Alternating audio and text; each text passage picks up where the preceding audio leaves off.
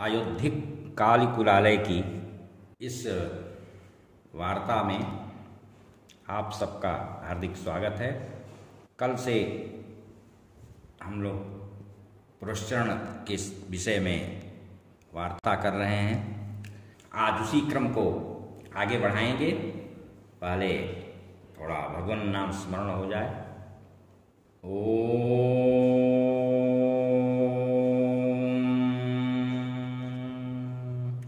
भद्रं कर्णेभिः शृणुयाम देवा भद्रं पश्येमाक्षभिर्यजत्राः स्थिरैरङ्गैस्तुष्टुवागुंसस्तनुभिर्व्यसेमहि देवहितं जदायुः।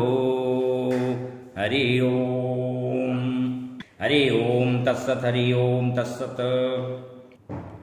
पुरस्चरण की कई विधि विधा है, जिसमें एक बहुत ही महत्वपूर्ण विधा है कि साधक प्रातर्वेला में ब्रह्म वेला में उठ करके सूर्योदय के पूर्व संध्या वंदन इत्यादि जो उसके नित्य नैमित्तिक कर्म हैं उनको संपादित कर ले, और सूर्योदय होने के साथ साथ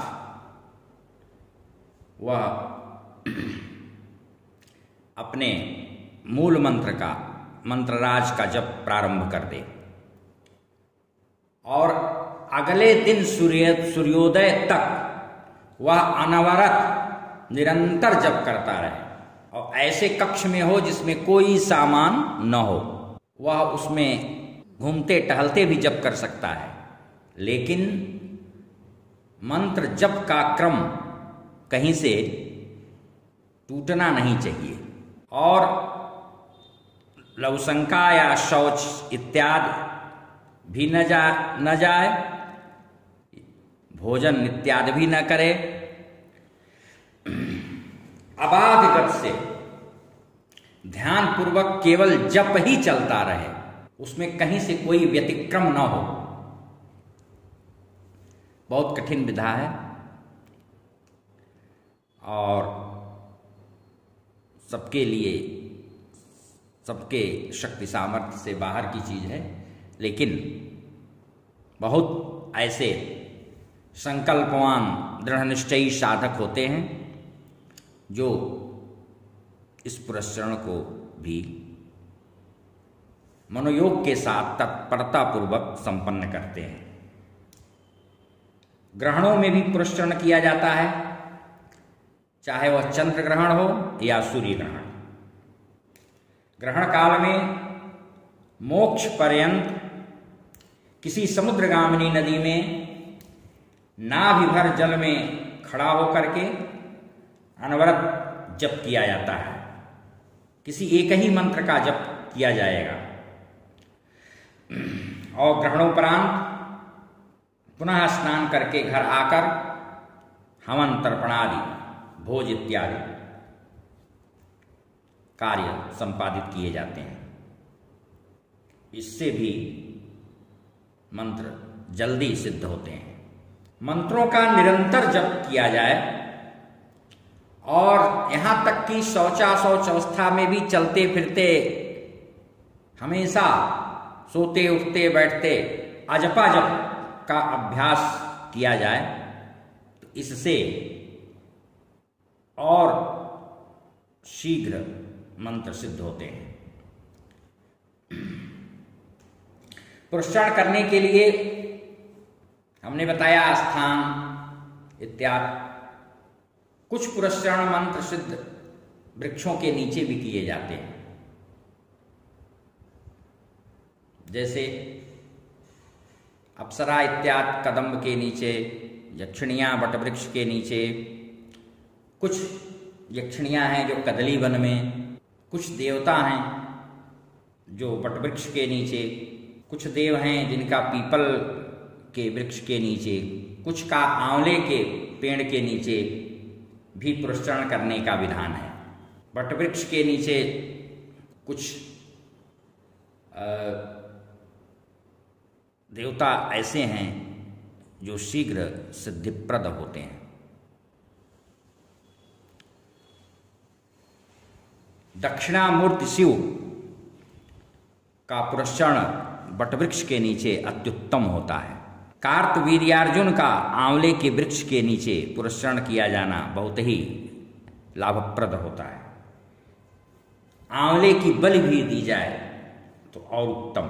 पुरस्चरण काल में नाखून, बाल इत्यादि न कटवाना चाहिए, न छौर कार्य करवाना चाहिए, किसी से पैर इत्यादि नहीं दबवाना चाहिए,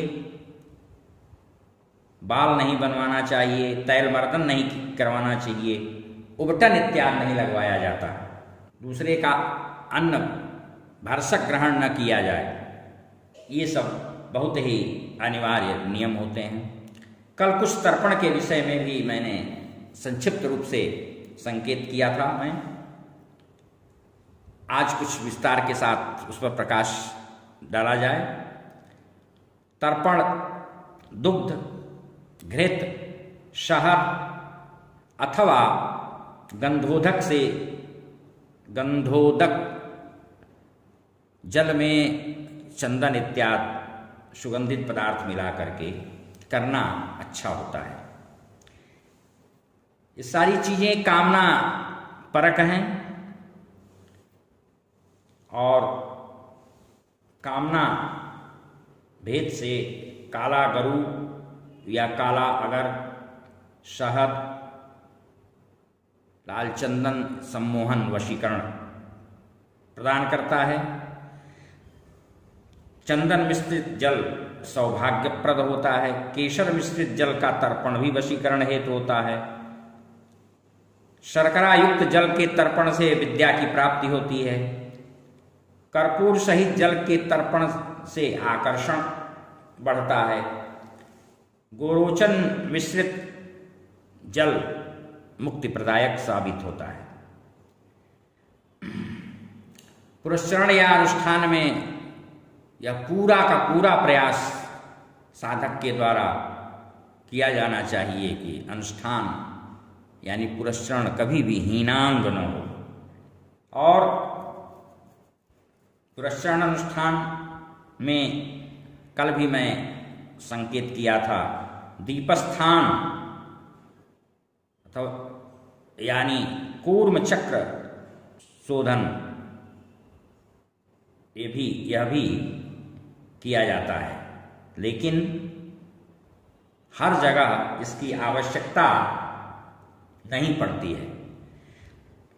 जैसे कुरुक्षेत्र, प्रयाग, गंगा सागर, उज्जैन और काशी, अयोध्या इत्यादि जो तीर्थ स्थल हैं, पुरी सब मोक्षदा पुरियां हैं, नैमिषारण्य इत्यादि, वहां पर कूर्म चक्र त्याज्य बताया गया है। दीपस्थान का विचार बिल्कुल नहीं किया जाता। अनुष्ठान प्रारंभ होने के पूर्व जब हम पुरस्चरण प्रारंभ करें तो विधिवत क्रमशः पंचांग पूजनोपरांत या पंचांग पूजन के क्रम में एक तंत्र से 9 क्षेत्रपालों का पूजन कर लिया जाना चाहिए। उनकी नामावली है, नाम मंत्र से ही कर लें। अमृत, वृषभ, शैलराज, वासुकी, अर्थकृत, शक्ति योनि, पद्म योनि, महाशंख योनि, छाया, छत्रगणा, ये साधक के लिए सहायक सिद्ध होते हैं। अब हम आते हैं किसी भी अनुष्ठान या पुरस्चरण में आसन माला का बहुत ही महत्व है। बिना इसके कोई अनुष्ठान पुरस्चरण हो ही नहीं सकता। इसका परिज्ञान अत्यावश्यक है। तंत्र ग्रंथों में मृद चूडक और कोमल आसन का उल्लेख मिलता है। 6 मास के पूर्व जो गर्भस्राव हो जाता है उसकी मृदु संज्ञा दी गई है। मुंडन संस्कार के पूर्व जो बालक मर जाता है उसके शव की चूडक संज्ञा होती है और 5 वर्ष के भीतर के बालक को कोमल संज्ञा से अभिहित किया गया है। तंत्र ग्रंथों में अनेक देवी देवताओं के मंत्रों का जप पुरस्करण शवासन पर करने का विधान है। यदि शव सुलभ न हो तो कुशा के बने हुए बिस्तर को शव रूप में कल्पित करके आसन के नीचे रख लिया जाता है। उसमें 25 कुशा या 24 कुशा को लपेट करके उत्तर दक्षिणाभिमुख करके रख लेने से वह शव आसन हो जाता है। वैसे कहीं कहीं ऐसा भी संकेत मिलता है कि 108 कुशा की आसनी बना ली जाए, वह भी शवासन जैसा ही है। यह आसन संभाव्य हो तो पुरस्करण के बाद भी नित्य नियम में पालनीय करणीय है। मैंने आपको बताया,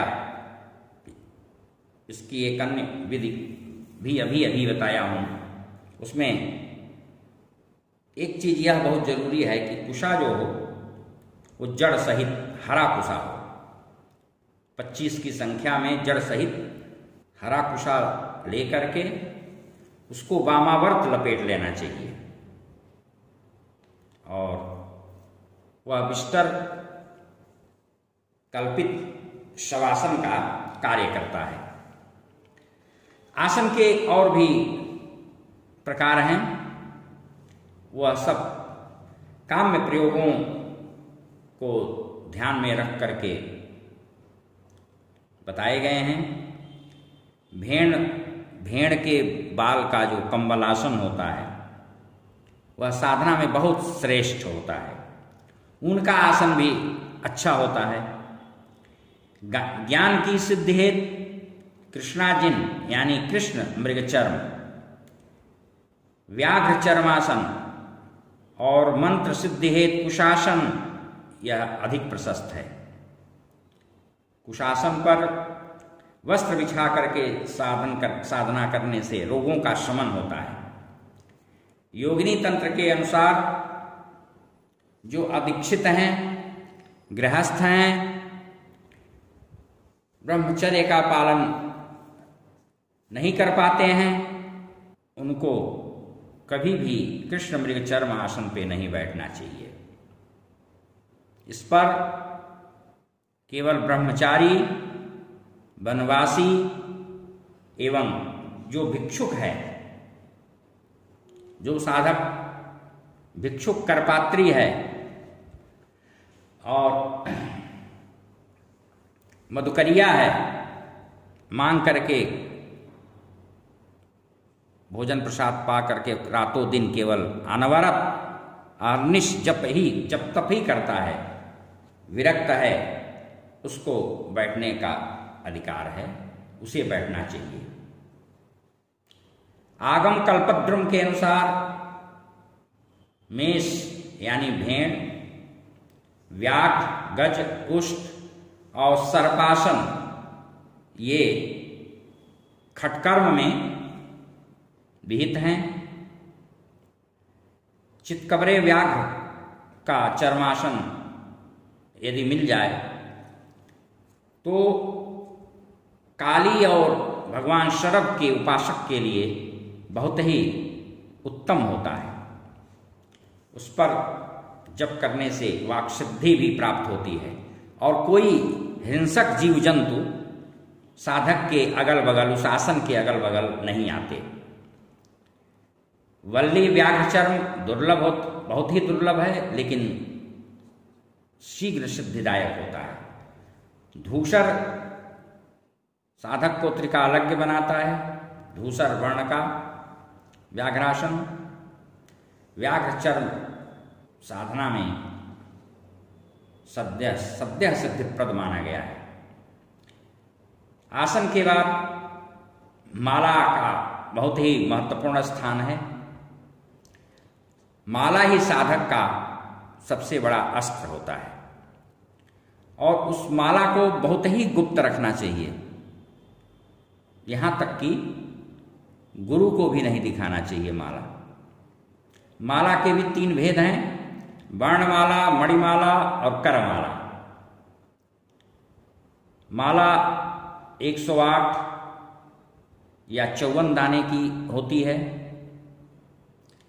कामना भेद से मुक्ति के लिए 25, धन के लिए 30 और अविचार प्रयोग के लिए 15 दाने की माला प्रशस्त मानी गई है। पुष्टि कर्म में माला हमेशा 27 दाने की होनी चाहिए, किंतु काम्य कर्म में 54 या 108 दाने की माला सर्वाभीष्ट दात्री सिद्ध होती है। माला के लिए शंख, स्फटिक,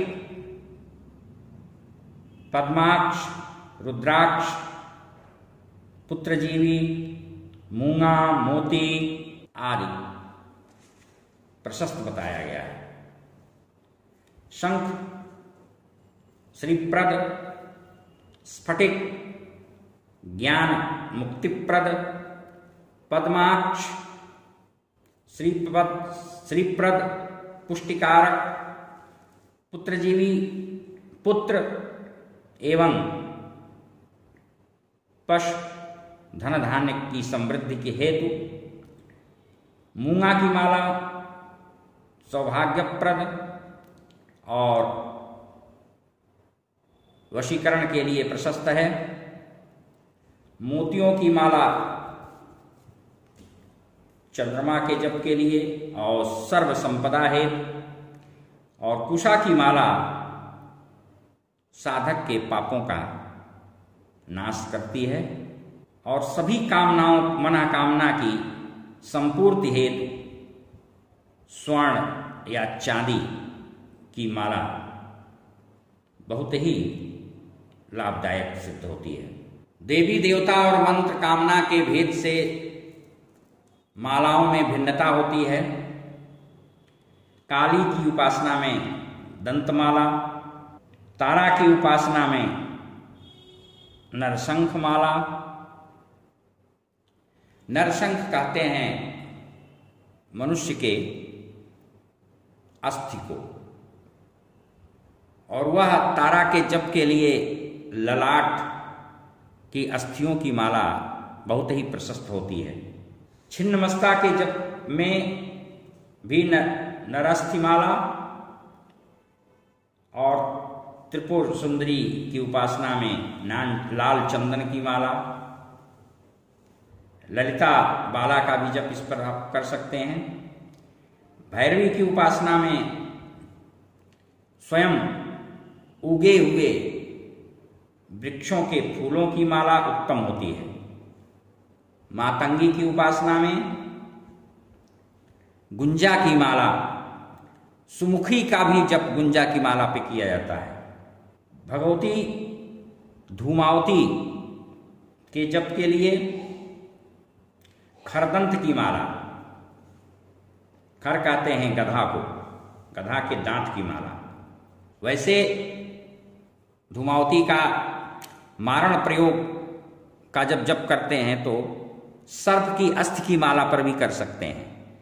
खरदंत की माला की उपलब्धता बहुत ही कठिन है, इसलिए इसका विकल्प है धतूरे की माला पर भगवती धूमावती का जप किया जाता है। और अगर वह धतूरा श्मशान में उगा हो तो उसका माला बना करके जप किया जाए तो बहुत प्रशस्त होता है। उसके पुष्प को और उसके फल को भगवती धूमावती को समर्पित किया जाए, उसका हवन किया जाए तो अति उत्तम होता है।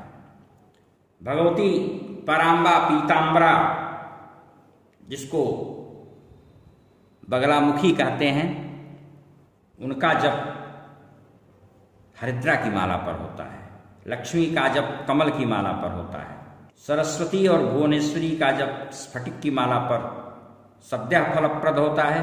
और विद्या के लिए स्फटिक, मुक्ति के लिए, ज्ञान के लिए स्फटिक बहुत ही श्रेष्ठ होता है। इस तरह से भगवान शरभ का जप करना है तो भद्राक्ष की माला पे करें। गणेश जी का जप गजदंत की माला पर करें, यानी हाथी के दांत की माला पर करें। और त्रिपुरा के लिए, बाला के लिए पुत्र जीव्या के का भी उल्लेख है। गोविंद भगवान, गायत्री, यह सब हम तुलसी की माला पर जप कर सकते हैं, बहुत ही श्रेष्ठ होता है।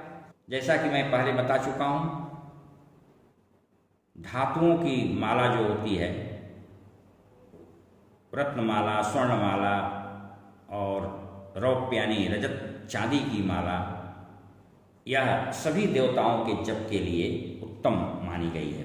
ऐसे ही गूलर के बीजों की माला, बट बीज माला, सुपारियों की माला और जात फल की माला मधुमती आदि विद्याओं, यक्षिणियों, अप्सराओं के जप के लिए उत्तम होता है। सूर्य भगवान का जप मूंगे की माला पर किया जाए, मार्तंड भैरव का भी मूंगे की माला पर किया जाए तो श्रेष्ठ है। मूंगे की माला पर अन्य देवियों का जप भी उत्तम होता है, धन वैभव ऐश्वर्यप्रद होता है। इसलिए सभी कामनाओं की संपूर्ति के लिए रुद्राक्ष की माला, पुष्ट के लिए पद्माक्ष, कांति के लिए चंदन और वशीकरण के लिए मूंगा, मोहन कार्य के लिए गुंजा फल और भाग्य संपत्ति के लिए भद्राक्ष, राज्य प्राप्ति के लिए रुद्राक्ष, धन धान्य पुत्र के लिए पुत्रजीवी, विद्वेषण के लिए रीठा, मारण के लिए बदरी फल यानी बेर के फल का माला, मारण के लिए कहीं कहीं लोहे की माला, लोहे की गुड़िया वाली माला का भी प्रयोग लिखा गया है। भय उत्पन्न करने के लिए काली मिर्च और विनाश के लिए, शत्रुनाश के लिए नीम की माला, यह उत्तम और उचित होता है। नरास्थ की माला को महाशंख की माला भी कहते हैं, अभिष्ट सिद्धि हेतु है। और इस तरह की माला का उपयोग प्रायः करके वीर मार्ग के साधक, जिसको वामाचार कहते हैं, और अघोर मार्ग के साधक करते हैं। दंतमाला से सभी सिद्धियां जल्दी मिलती हैं। हड्डी की माला शत्रुनाशिनी होती है, ऐसे ही खरदंत की माला शत्रुनाशक होता है। और जो स्वयंभू अपने आप धरती पर उगे हुए फूल हैं, उसके माला के जप से विद्याओं की प्राप्ति होती है। वाक् सिद्धि के लिए स्फटिक की भी माला श्रेष्ठ कही गई है। ऐसे ही भूत प्रेत पिशाच के नाश के लिए गूलर की माला पर जप करें। दारिद्र्य नाश के लिए द्राक्ष, उसको पिलखल भी कहते हैं कहीं कहीं, उसकी माला पर। यक्षिणी की सिद्धि के लिए बट बीज की माला और ऐश्वर्य के लिए कौड़ी की माला का व्यवहार करना चाहिए, उपयोग प्रयोग करना चाहिए। बहुत साधक ऐसे होते हैं जो मालाओं को धारण करते हैं और हर साधक को माला, रुद्राक्ष, तुलसी जो जिस मार्ग का है, जिसके लिए उचित और उपयोगी प्रतीत हो, वह गले में धारण करना चाहिए। उसके अलावा रुद्राक्ष सोने में बनवाकर पहनने से उसको हरिहरात्मक कहा गया है। चांदी में पहनने से ब्रह्म शिवात्मक वह माला मानी गई है।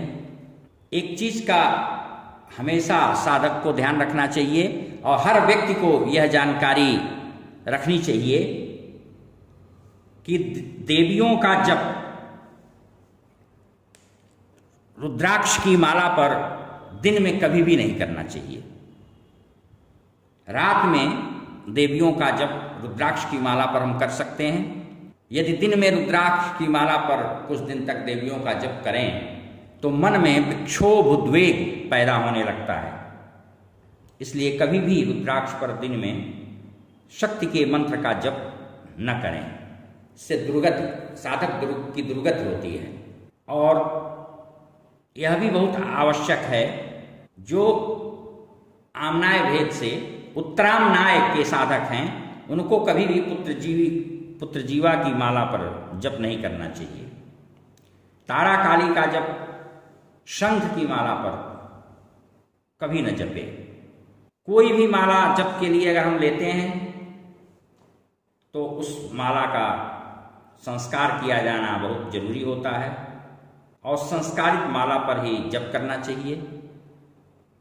हमारे तंत्र शास्त्रों में माला को संस्कारित करने का विधान दिया गया है और माला में कभी भी सुमेरु का जप करते समय उल्लंघन नहीं करना चाहिए। माला को घुमाकर फिर जप प्रारंभ करना चाहिए। माला हमेशा किसी वस्त्र से ढककर यानी गोमुखी में रखा जाना चाहिए और कभी भी असंस्कृत अप्रतिष्ठित माला या अपने हाथ से बनाई गई माला, अपने हाथ से लिखा हुआ माला पर जप नहीं करना चाहिए और अपने हाथ से लिखे हुए स्तोत्र का परिपाठ भी नहीं करना चाहिए। माला को बहुत सावधानी से गुथवाना चाहिए और यदि अपनी स्त्री ने माला को गूथा है तो वह माला शीघ्र सिद्धिदायिनी होती है। यदि माला गोपुच्छ सदृश है या सर्पाकार है तो अति उत्तम। इसलिए माला को बहुत ही यत्नपूर्वक सुरक्षित रखना चाहिए, दूसरे के हाथ में नहीं देना चाहिए और बहुत सावधानी के साथ पुरस्चरण के सारे नियमों का परिपालन उचित ढंग से, उचित रीत से जब साधक करता है तभी उसको सिद्धि प्राप्त होती है। अशन वसन बहुत ही शुद्ध होना चाहिए। अन्न जल, कुछ वस्तुएं ऐसी हैं जिनका उपभोग पुरस्चरण काल में अनुष्ठान में नहीं करना चाहिए, जैसे छार है, नमक, मांस, गाजर, कांसे के बर्तन में भोजन, उड़द, अरहर, मसूर, कोदो, चना, वासी वस्त्र, घृत रहित भोजन और कीट युक्त भोजन, यह सब कभी भी साधक को नहीं करना चाहिए, से बचना चाहिए। हमेशा गुरु देवता की स्तुति करनी चाहिए, किसी की निंदा शिकायत नहीं करनी चाहिए और जो शक्ति उपासक हैं उनको तो कभी किसी स्त्री को कट वचन भी नहीं बोलना चाहिए और सभी स्त्रियों में मातृभाव की दृष्टि रखनी चाहिए, क्योंकि साक्षात जगदम्बा की वो अंशभूता हैं। पुरस्चरण काल में साधक को एकांतवास करना अनिवार्य होता है और साधक जब मन से एकाग्र हो करके मनयोग के साथ अनुष्ठान पुरस्चरण करता है तो उसको तरह तरह की अनुभूतियां होने लगती हैं। स्वप्न के माध्यम से तमाम अनुभूतियां होती हैं, भय भी लगता है, रोमांच भी होता है, गलदश्रु भी निर्झरित होने लगते हैं। इस पर बहुत ही गंभीर होकर के उसको विचार करना चाहिए और गुरु के अलावा अन्य किसी से अपनी अनुभूतियों को कभी भी नहीं कहना चाहिए, नहीं तो उसका फल परिणाम सार्थक नहीं होता, निरर्थक हो जाता है। आपको साधना काल में अगर अधिक भय लग रहा है, अशुभ स्वप्न आ रहे हैं, तो भगवान नृसिंह के अनुष्टुप मंत्र का पाठ पारायण कर लें, उनका ध्यान कर लें।